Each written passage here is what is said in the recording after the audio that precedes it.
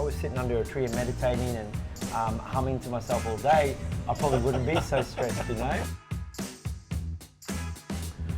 Darren Smith, Brisbane Anti-Wrinkle and Skin Studio, so really I've got no excuse.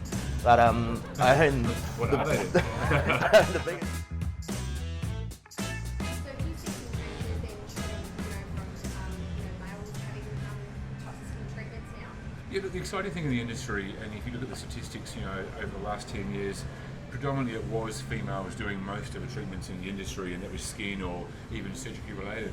But every year, especially in the last 5 years, the male industry, in terms of the amount of treatments being done, is growing faster than female treatment. So men are now more aware of what they want to do or should be doing, but they're also having conversations like this with their mates as well. It's not such a shame thing, or they're big girls or whatever. They actually want to look after themselves and be in their best skin. So that's a real positive, I think, in terms of where we're going with this. And the fitness industry is the same. Yeah. You've got these great bodies of guys, you've got great bodies of horrible heads.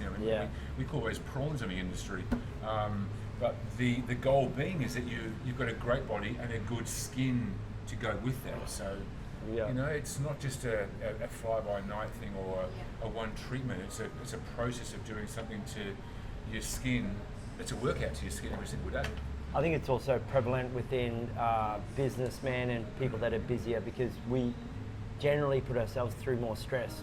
And obviously the more stress we put ourselves through, the older you look, right? So in my industry, we look after our bodies, but sure, your stress can really show up on your face. So not only that, but just guys that are working hard every day, and the hustlers, the entrepreneurs, them type of guys that are thinking outside the box, that they're doing 12 to 14-hour days. They're crushing it as much as they can.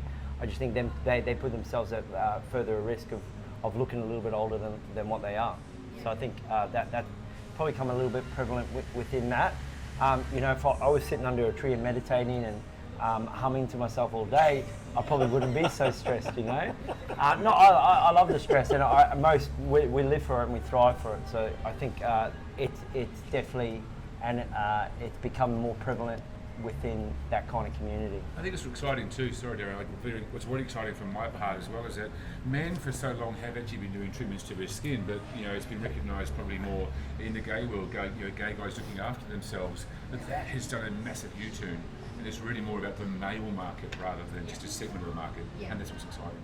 I think too, like in my industry, the big challenge is, and guaranteed anybody that's ever put their house on the market for sale, 9 times out of 10, what they think their agent's going to look like, because of signs like picture board signs of advertising where they've all been airbrushed and done up compared to what they look like when they actually come to your door. Sometimes people don't even recognize them.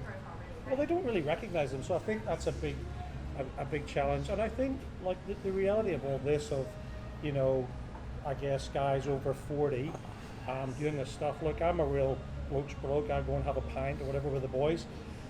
In my head prior to this, I would have thought this sort of stuff was just for the gay community, the gay boys, because they want to look, young and their skin great and stuff. But I think now, like you were saying before, a lot of business owners are time poor. We don't have the time.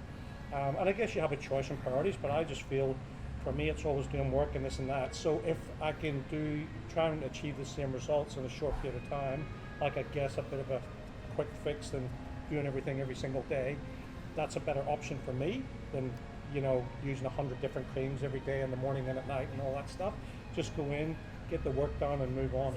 I often use this analogy as well, whether it's wrong or right, but we can be in Ireland, we can be in Europe, where it's a lot older in terms of history, and you can walk into a hotel or you can walk into some building that was built in the 13th century, and everything is on point in terms of paperwork, in terms of wallpaper, painting, everything. You don't know how old the building is, but from what you can see, it looks young and fresh. And I think if we understand what the skin does, the skin makes you look young or it makes you look old.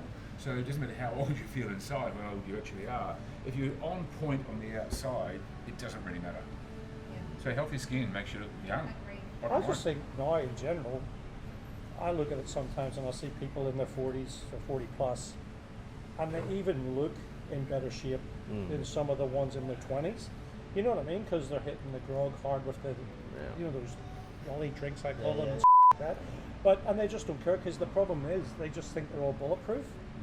But you know what I mean? And we were lucky, I guess, when we were growing up. Like when I was growing up, there was no McDonald's. There was nothing like that. So from Ireland, yeah, pretty much, potatoes and meat and veg. Black and white TV. You know what I mean? But I guess the reality is now, like guys, like I sit and look at even some of the guys, when I go to CrossFit and train there, and I can lift pretty much similar weights, if not a bit more than some of the guys that are in their 20s.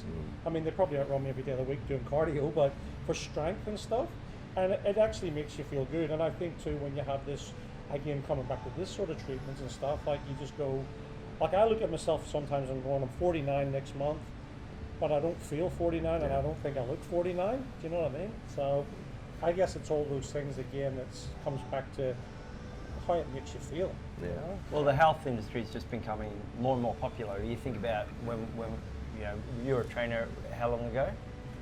Back in the 80s. Yeah, and it wasn't like that prevalent, if you know what I mean. Like now, everyone's got a trainer. Most people go to the gym. Like if you're not doing the gym, you're doing something else. So that and the evolution or the evolution of the anti-aging industry and the health industry. The growth of it has just caused people to want to be better, healthier, look better, more vital, and the skin's a part of that.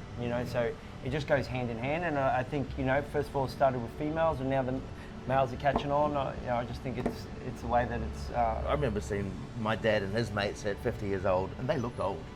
They looked old. Yeah. So that age, and look back, they were old. Yeah. Guys who are 50 now look like 30-year-olds. Yeah. They look great. They look fit. They look they've got another 50 years in their life to go.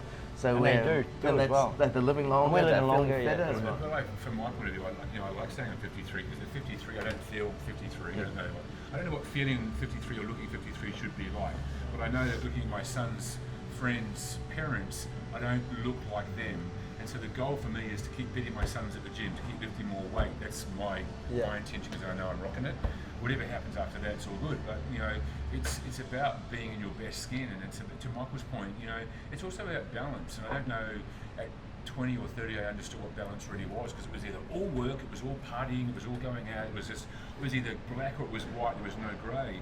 But along the way, you learn. A bit more balance. A bit more balance, and what is important and what's not. And You're making 53 be more comfortable for us to get to 53. Yeah, So now we have to chase you at 53. So if you're looking at that at 53 and we're 45 and 40, we've got a lot of work to get to 53. And if we can look at that at 53, I'm not even leave it in a better place.